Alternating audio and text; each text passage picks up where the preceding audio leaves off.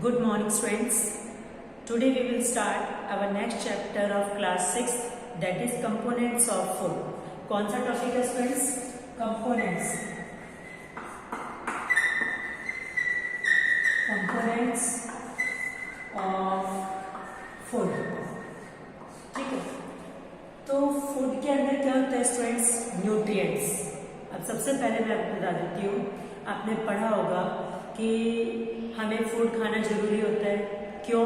क्योंकि फूड हमें डिजीज से प्रोटेक्ट करता है, फूड हमारी ग्रोथ करता है, फूड हमें हमारी बॉडी को रिपेयर करता है और फूड हमारी लाइफ में सरवाइव करने के लिए जरूरी है. ठीक है, तो द सब्सटेंस. अब फूड के अंदर क्या होते हैं? न्यूट्रिएंट्स. न्यूट्रिएंट्स क्या होते हैं students? Substance which is essential. A substance which is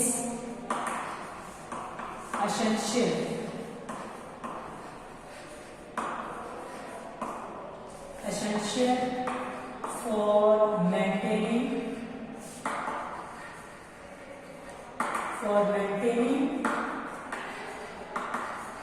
life and for growth.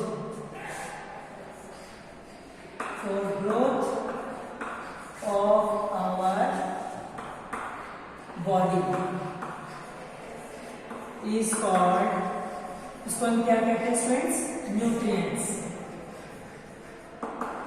उसको हम क्या कहते हैं? न्यूट्रिएंट्स. तो मैंने क्या बताया स्टूडेंट्स?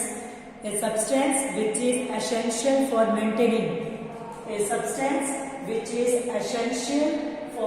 मेंटेनिंग लाइफ को मेंटेन करना और for growth of our body. उसको क्या कहते हैं? उसे हम कहते हैं स्टूडेंट इज कॉल्ड न्यूट्रिएंट. उसे हम क्या कहते हैं? न्यूट्रिएंट. अब देखो 5 मेजर न्यूट्रिएंट्स होते हैं हमारे फूड के अंदर. कौन कौन से? 5 मेन न्यूट्रिएंट्स. कौन कौन से students? One is carbohydrates.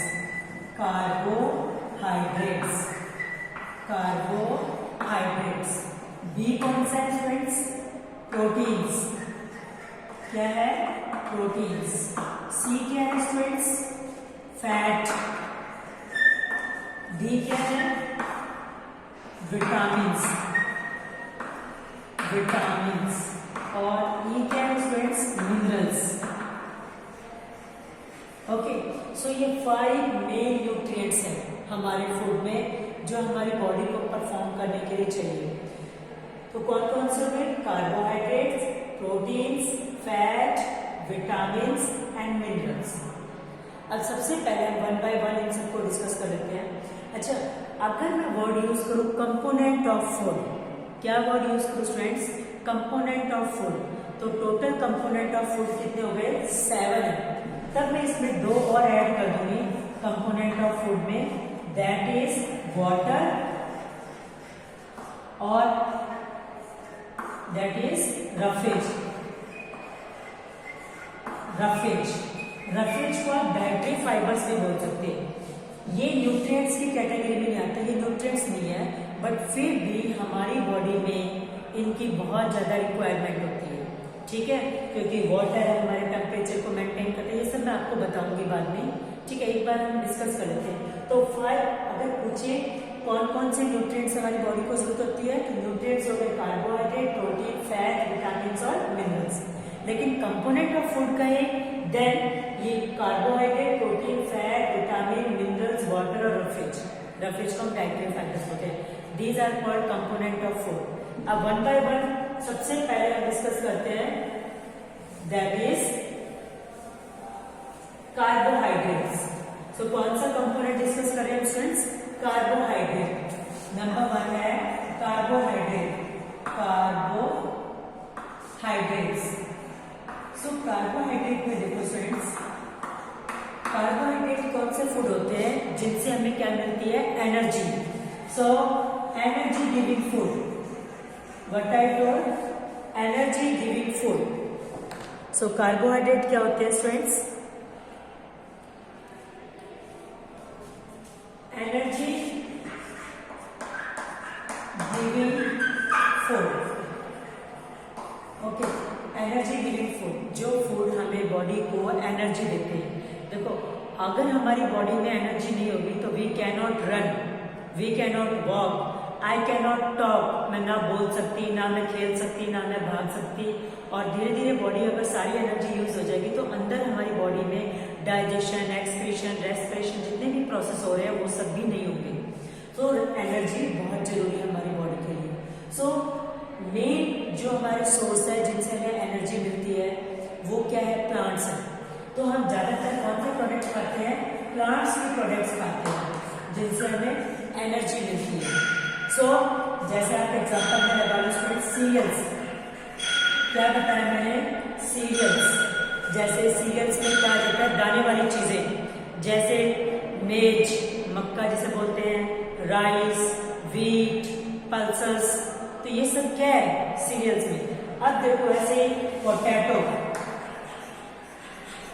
Potato, then हम कुछ फ्रूट्स भी खाते हैं। क्या खाते हैं स्टूडेंट्स? हम सीरियल्स, जैसे मोस्टली हम क्या खाते हैं? रोटी, चपाती, जिससे जो किससे बनती है स्टूडेंट? वीट से। किससे बनती है? वीट से। या वीट से बनी हुई हम ब्रेड, नूडल्स, ये सब चीज खाते हैं। इसमें क्या होता है? वीट ही होता है मेन आइटम। ऐसे ही हम राइस, राइस भी क्या देता है हमें? एनर्जी। कुछ लोग राइस को डायरेक्टली बॉईल करके भी खा सकते हैं, बट कुछ पर्सन राइस पे इडली, डोसा ये सब बना के खाते हैं। सो उसमें भी मेन सोर्स कार्बोहाइड्रेट का क्या है? राइस है। ऐसे ही हम पोटैटो खाते हैं। कुछ फ्रूट्स आ गए स्टूडेंट्स, जैसे अगर आप फ्रूट में देखोगे इसमें हनी में भी होता है। फ्रूट में आप देखो पपाया, बनाना, सो पपाया हो गया, बनाना हो गया। सो ये कौन से स्टूडेंट्स हमारे? ये वो ऐसे फ्रूट्स हैं, मैंगो, ठीक है, तो जिनसे हमें क्या मिलती है? कार्बोहाइड्रेट मिलती है। जिनसे हमें इन फ्रूट से हमें क्या मिलती है? कार्बोहाइड्रेट। कुछ आपने देखा होगा जो हैवी एक्सरसाइज करते हैं, बनाना शेक पीते हैं, ठीक है, मैंगो शेक पीते हैं। वो स्टूडेंट्स इसमें क्या होता है? ऐसे हनी, हनी में भी क्या होती है? मोस्टली कार्बोहाइड्रेट होती है।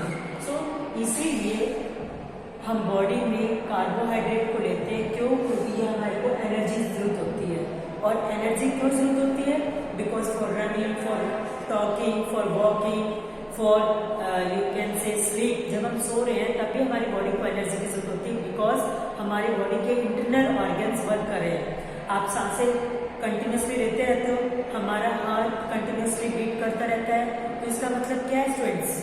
हमारी बॉडी को हमेशा एनर्जी की जरूरत होती है। अब कार्बोहाइड्रेट आया, क्लियर? सभी को समझ आ गया होगा।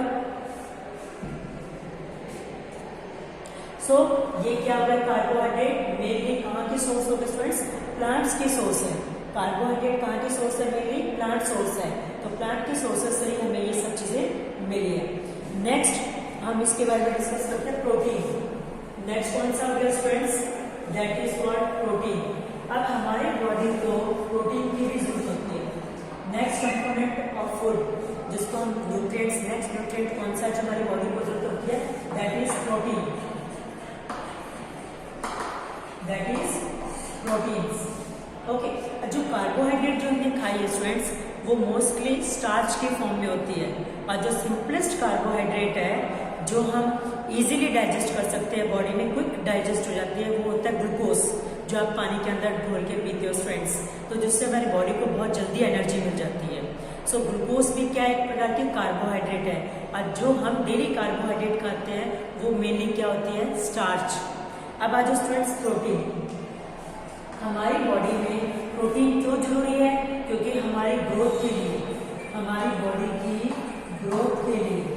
दूसरा मैंने क्या बताया? हमारी बॉडी में सेल्स की रिपेयर, सेल्स की रिपेयरिंग के लिए, सेल्स की रिपेयरिंग के लिए, मसल्स, मसल्स प्रॉपर फंक्शनिंग के लिए,